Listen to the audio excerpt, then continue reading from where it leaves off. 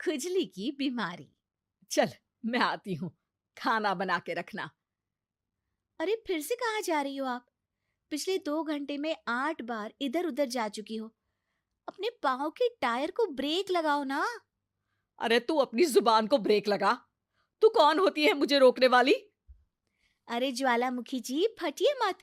मैं बस ये कह रही थी कि बिना बात के बाहर मत निकलो। लॉकडाउन खत्म हुआ है, कोरोना नहीं। बीमारी तो अब भी है ना। अरे मुझे कुछ नहीं होने वाला।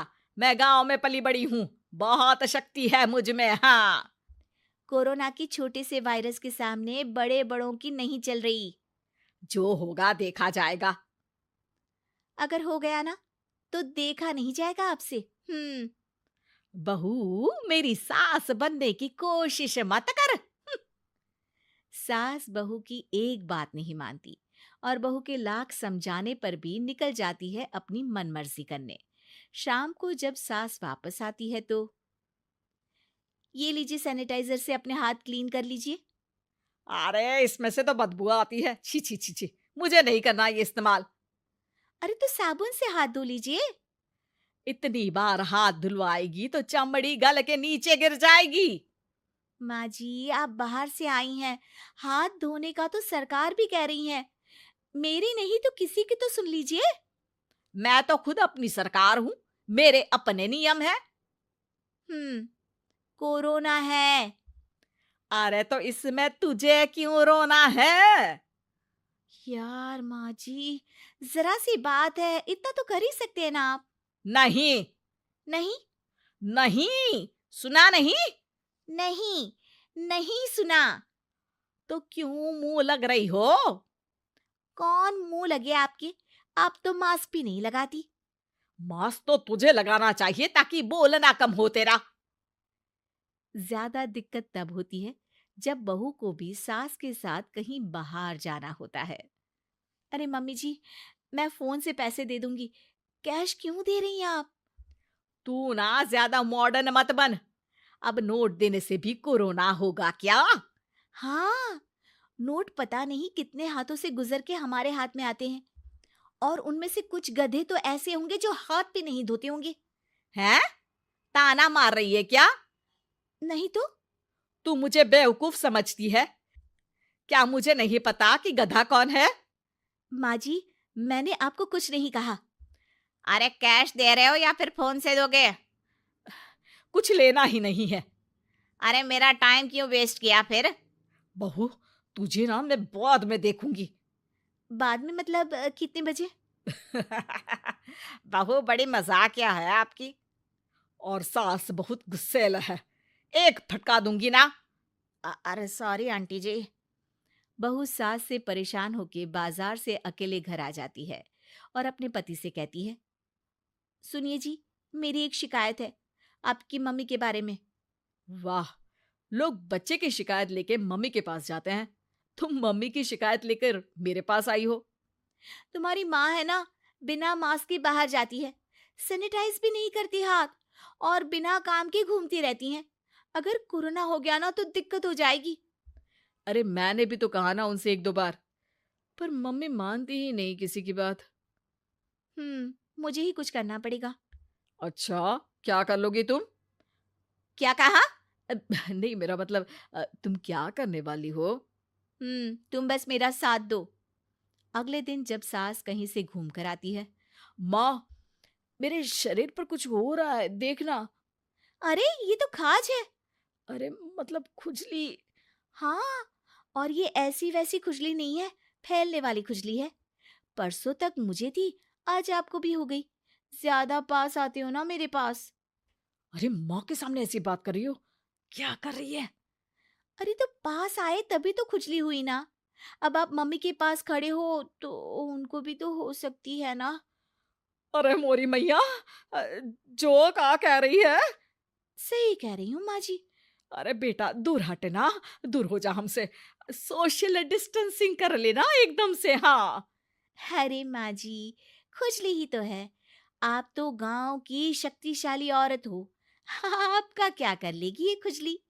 खुजला खुजला के चेहरा लाल हो जाएगा। इससे ज्यादा और क्या होगा? अरे नहीं नहीं बहू, थोड़ी मोटी चीज भी बड़ी दिक्कत दे सकती है ना।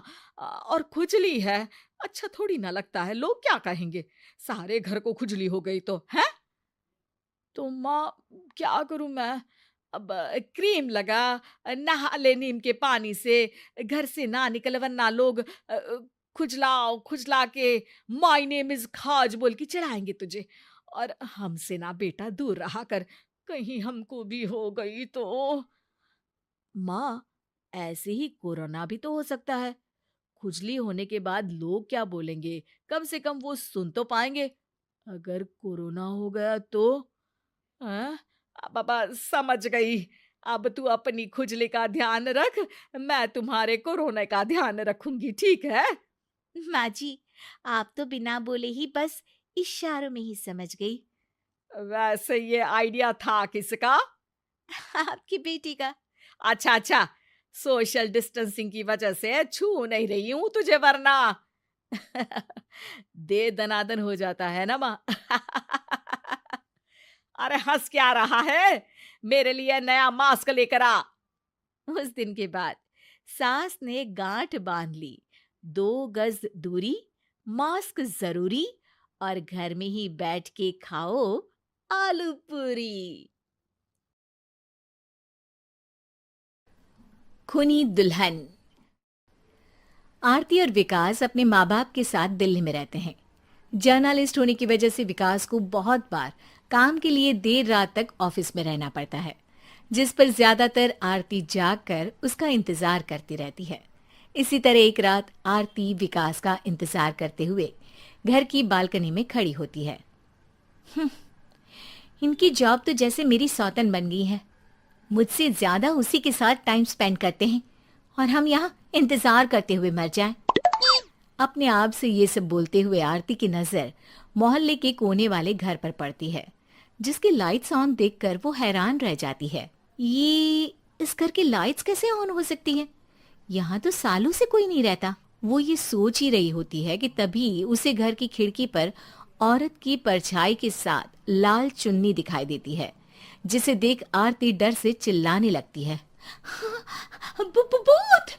कोने वाले घर में भूत है! आरती की आवाज सुन उसके घर वालों के साथ मोहल्ले के लोग भी अपनी बालकनी में निकल आते हैं। अरे क्या हुआ? आधी रात में बावरों की तरह क्यों चिल्ला रही है? भूत! वहाँ भूत है! आरती की बात से सब उस घर की तरफ देखने लगते हैं, लेकिन वहाँ कुछ नहीं होता।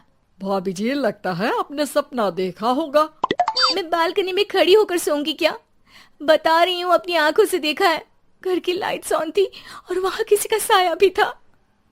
अरे तुम अक्सर विकास भैया के इंतजार में देर रात तक जागती हो ना, क्या पता नींद पूरी नहीं होने की वजह से कोई भ्रम हुआ हो।